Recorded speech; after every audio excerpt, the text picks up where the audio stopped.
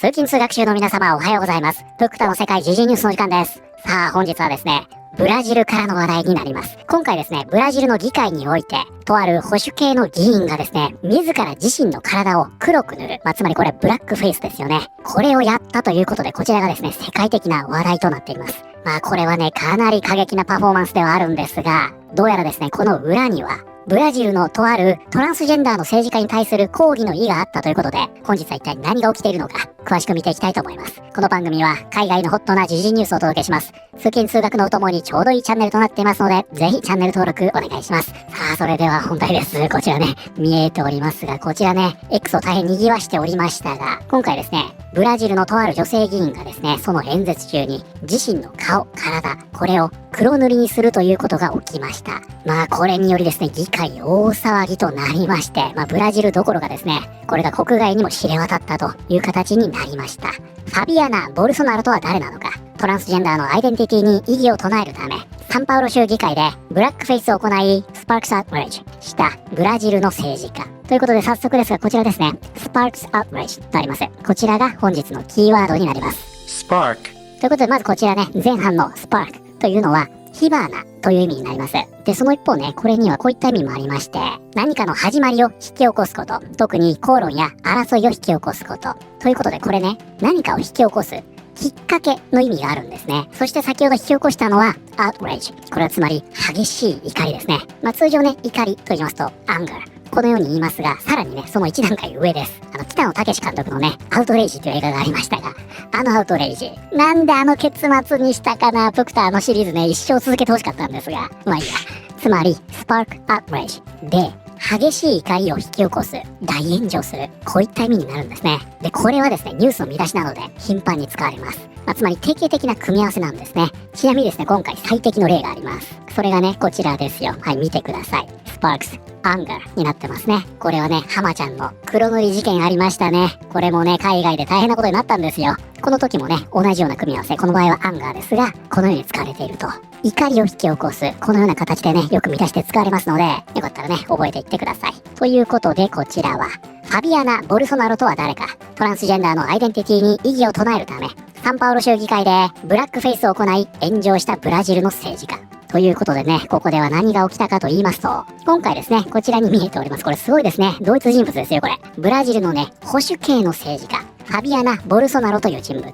この方ちなみにですね、前の大統領ですね、ジャイール・ボルソナロ、名前一緒ですが、全然無関係だそうです。このファビアナ・ボルソナロ、議会での演説中にですね、突然、自身の顔と体を黒塗りし始めるんですね。で、彼女はね、ここで何を訴えていたかと言いますと、自分の顔や体、これを黒く塗ったところで、私が黒人になるわけではないんだと。だから、体を変えたとしたって、性別が変わるわけではないんだと。このようなことを言っていたんですね。つまりこれ、やっていることはブラックフェイスというかなり過激なパフォーマンスなんですが、言ってることはトランスジェンダーに対しての批判だったと。で、これに関してはね、こちら CNN ブラジルになりますが、様々なメディアで報じられておりまして、まずね、このファビアナ・ボルソナロ。この人は1999年4月10日生まれで、かなりね、政治的に活動的な福音派の家庭に育ちました。父親も政治家なんですね。そして彼女は2020年、27歳でバリーニャの副市長に就任し、この職に就いた最年少の女性となりました。で、今回ですね、こういった過激なパフォーマンスというのを行いましたが、過去にはですね、ちょっと問題も指摘されておりまして、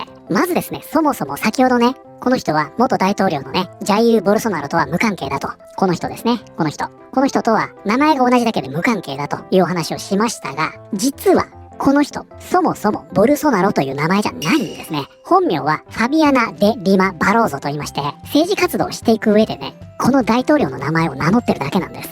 でしょたまたま名前が一緒だったじゃないんですよね。全然関係ない人なんですが、この大統領の名前を名乗っているんです。で、これを名乗り始めたのがですね、なんと選挙中でして、そもそも大統領とは全く関係なかったため、有権者を誤認させるとして、この名前の使用、禁止されています。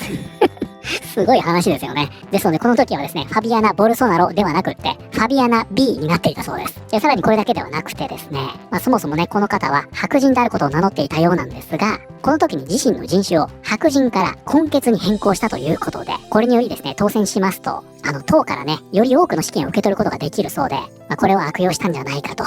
このように言われているんですね。ですので、この方はこの方で、割と問題児と言いますか、かなり癖のある人物ですよね。まずこれがね、ファビアナ・ボルソナロ。そしてね、彼女がこのパフォーマンスによって批判していた人物というのがいます。それが、こちら、エリカ・ヒルトンです。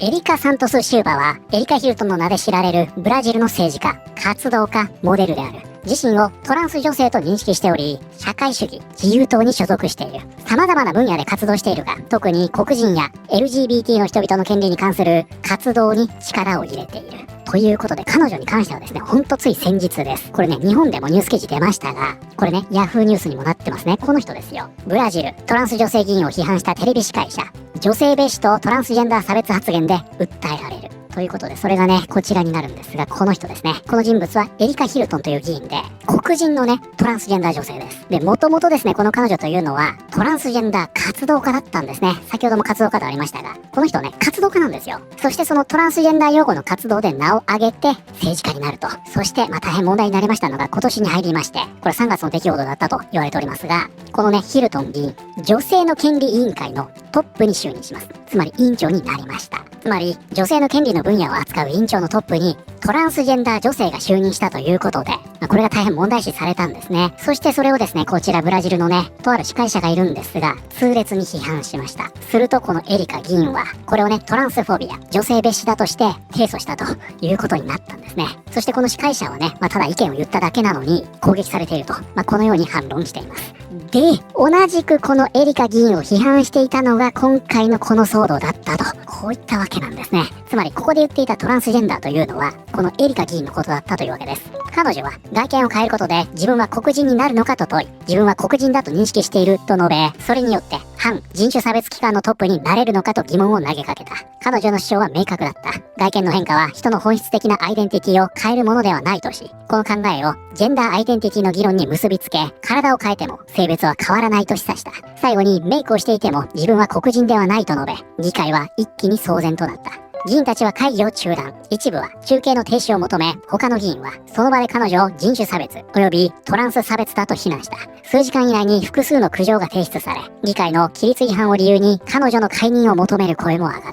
こちらね、ラテンアメリカ系のニュースアカウントがこれを伝えています。ファビアナ・ボルソナロは自身をトランスと認識する人物である連邦下院議員、エリカ・ヒルトンが女性の権利擁護委員会の委員長に任命されたことについて抗議していた。彼女は男性が女性を守る役職に就くことに反発。この状況を受け入れることができなかった。黒人ではない人がブラックフェイスをすること、女性ではない人が女性のふりをすること、全く同じことだ。誰が、なんで、どんな背景かわからないけど、私は彼女に投票すると思う。この方ね、なんで彼女の名前はボルソナロなのか、とても混乱していますと。雑な形ではあったが、理にかなった主張だ。人種や性別は変えられるものではない。不快に感じられるかもしれないが、彼女は称賛に値する度胸と信念を持っている。この下もそうですね。彼女の言っていることには一理ある。なぜドレスを着た男性を女性と呼ぶことを強制されるのに、白人が自分を黒く塗っても黒人とは呼べないのか。そしてね、こちらおなじみのインフルエンサーですが、一番バズってるポストですかね。5.8 万いいねと。これはトランスジェンダーの考え方の誤りを指摘する効果的な方法だと思う。この方は反対派ですかね。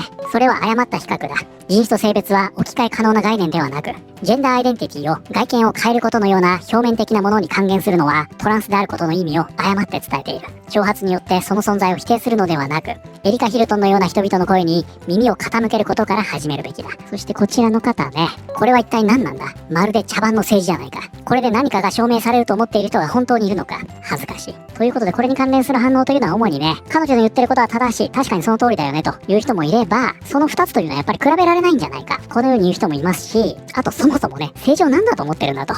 このような反応というのが大半を占めているかなというような状況ですね。はい、ということで本日はですね、先日ブラジルの議会で自身の顔と体を黒塗りにした議員がいまして、これが世界的に大変な物議を醸しているという話題を見てまいりました。いかがだったでしょうか。背景を見ていきますと、この人物はこの人物でね、これだけのパフォーマンスをするような議員ですから、割と問題児と言いますか、こういった議員なんですね。その一方、彼女がね、言わんとしていることを噛み砕いていくと、確かに言ってることはわかるよという人は、少なくとも X を見る限りはかなり多いというような印象でしたね。ただその一方でね、やっぱり、こういった場でね、ああいうパフォーマンスをするっていうのはどうなのという意見もそれなりにあるので、賛否両論というような感じなんですかね。これに関してはね、様々なご意見あると思いますので、ぜひね、皆さんのご意見も聞かせてください。ということで、本日の動画は以上になります。この動画良かったよと思っていただいた方、ぜひチャンネル登録、グッドボタンお願いします。それではまた、通勤通学中にお会いしましょう。